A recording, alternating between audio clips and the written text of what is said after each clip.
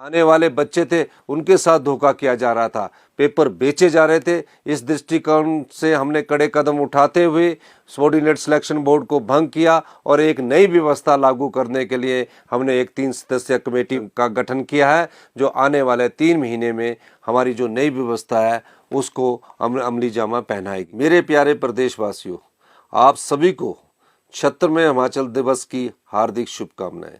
देश को आज़ादी मिलने के 8 माह बाद 15 अप्रैल 1948 को यह सुंदर पहाड़ी प्रदेश 30 छोटी बड़ी पहाड़ी रियासतों के विलय के साथ केंद्र शासित चीफ कमिश्नर्स प्रोविंस के रूप में अस्तित्व में आया। प्रदेश को एक अलग राज्य के रूप में स्थापित करने का श्रेय तत्कालीन नेतृत्व के साथ साथ प्रजामंडल आंदोलनों के नायकों व आंदोलनकारियों और यहाँ की जागरूक जनता को जाता है। हिमाचल प्रदेश के गौरवमयी इतिहास में धामी गोलीकांड, सुकेत सत्याग्रह, पजौता आंदोलन का विशेष स्थान है। मैं इस अवसर पर हिमाचल निर्माता तथा प्रदेश के प्रथम मुख्यमंत्री डॉक्टर यशवंत सिंह परमार तथा उन सभी महानुभावों के प्रति कृतज्ञता व्यक्त करता हूं, जिन्होंने इस प्रदेश को विशेष पहचान तथा अलग राज्य का दर्जा दिलवाने के लिए अथक प्रयास किए। हिमाचल प्रदेश को वीर भूमि के नाम से भी जाना जाता है। इस अवसर पर मैं प्रदेश के उन सभी बहादुर सैनिकों को श्रद्धांजलि अर्पित करता हूं, जिन्होंने वतन के लिए कुर्बानियां दी है। मैं प्रदेशवासियों का भी आभार व्यक्त करता हूं, जिन्होंने प्रदेश को देश विदेश में खास पहचान दिलाई है। साथियों, 11 दिसंबर 2022 को हमारी सरकार ने कार्यभार संभाला। इसी के साथ प्रदेश में जन कल्याण एवं व्यवस्था परिवर्तन के नए युग का सूत्रपात हुआ। मैं मुख्यमंत्री पद की शपथ लेने के बाद सचिवालय जाने की परंपरा को बदलते हुए सबसे पहले बालिका आश्रम टुट्टी गंडी गया और मैंने पाया और महसूस किया और उनसे कुछ सीखा, और हमने ये सोचा कि इन बच्चों में कुछ कर गुजारने का जज्बा इनके मन में सजोए बैठा है। उस दृष्टि से हम आगे बढ़े और मुझे खुशी है कि 1 जनवरी 2023 को नव वर्ष के शुभ अवसर पर हमने 101 करोड़ रुपए का मुख्यमंत्री सुख आश्रय कोष की स्थापना की। मकसद था कि जो बच्चे अपनी माता को खो देते हैं, जो बच्चे अपने पिता को खो देते हैं, उनके मन में एक ऐसी भावना होती है कि उन्हें जीवन में ये लगने लगता है कि कहीं वो जीवन में कैसे आगे बढ़ सकेंगे। मैंने उनके दर्द को समझा और इस दर्द को समझने के बावजूद हमने उनको एक अधिकार दिया, जिसमें सरकार ही माता और सरकार ही पिता के विचार को आगे बढ़ाया गया। अब ये बच्चे चिल्ड्रन ऑफ द स्टेट कहलाएंगे। इन बच्चों के सुख दुख और भविष्य की जो भी पढ़ाई का खर्चा होगा वो हिमाचल प्रदेश सरकार उठाएगी।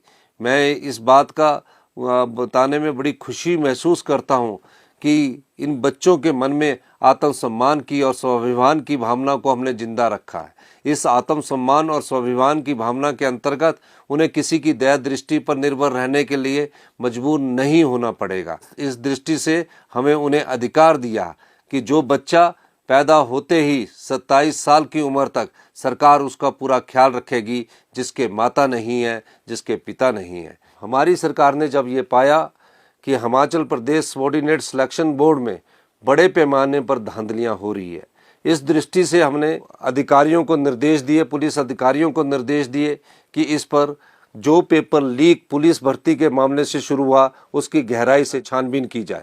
और इस दृष्टि से हम सफल हुए। हमने पाया कि सबॉर्डिनेट सिलेक्शन बोर्ड से जो एग्ज़ाम लिए जाते थे उसमें सबॉर्डिनेट सिलेक्शन बोर्ड के कुछ अधिकारी सम्मिलित थे। पेपर को लीक करवाकर जो युवा पीढ़ी है उसके साथ धोखा किया जा रहा था। जो मेरिट में आने वाले बच्चे थे उनके साथ धोखा किया जा रहा था, पेपर बेचे जा रहे थे। इस दृष्टिकोण से हमने कड़े कदम उठाते हुए सबॉर्डिनेट सिलेक्शन बोर्ड को भंग किया और एक नई व्यवस्था लागू करने के लिए हमने एक 3 सदस्यीय कमेटी का गठन किया है, जो आने वाले 3 महीने में हमारी जो नई व्यवस्था है उसको अमली जामा पहनाएगी। प्रदेशवासियों, मेरी सरकार का पहला बजट हिमाचल की जलवायु, हिमाचल की वातावरण और हिमाचल की ग्रामीण अर्थव्यवस्था की मजबूती के लिए बढ़ता हुआ कदम है।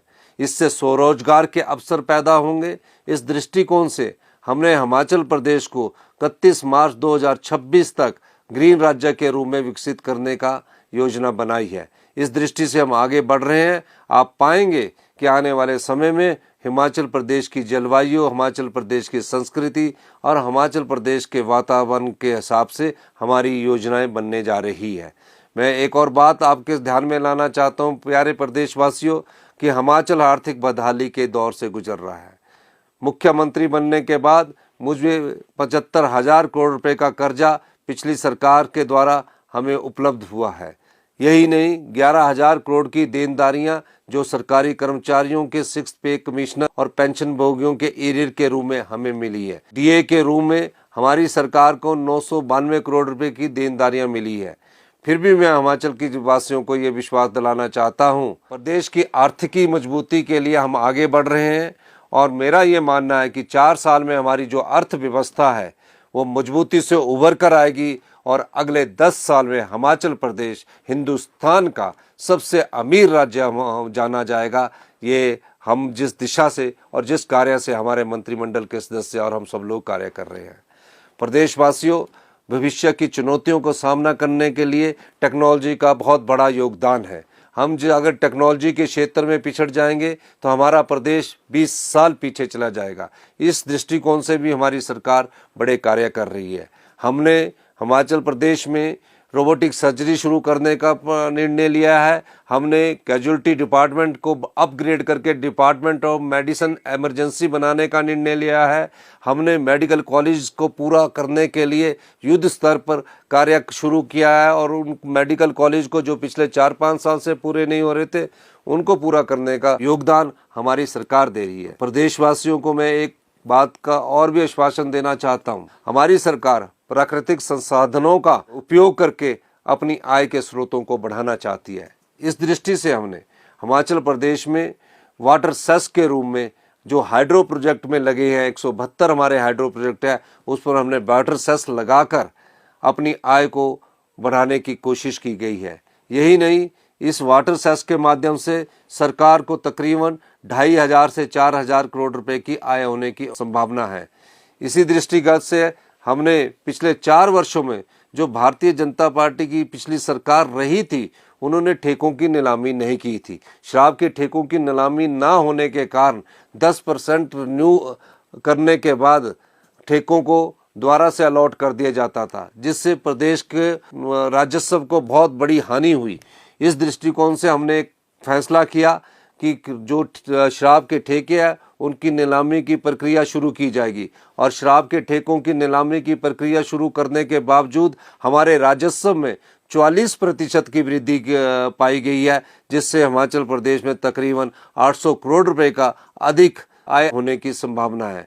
ये हमारी सरकार के फैसले आय अर्जित करने के लिए है, पर इस पर जनता का कोई प्रभाव नहीं पड़ेगा। आर्थिक बदहाली के बावजूद भी हमने अपने सरकारी कर्मचारी और अधिकारियों को ओल्ड पेंशन स्कीम देने का फैसला किया।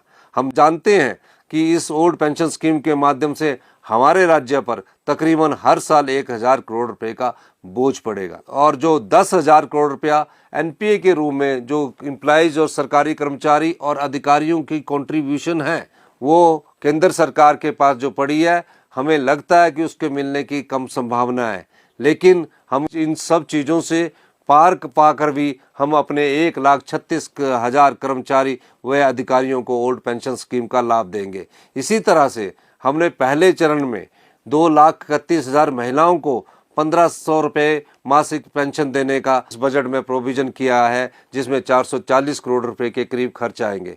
हमारी सरकार ने जो अपनी गारंटियां दी है उस पर हमने पूरा अमल करना शुरू कर दिया है। आने वाले 4 सालों में जो भी हमने गारंटियां दी हैं उन सब गारंटियों को हम पूरा करेंगे।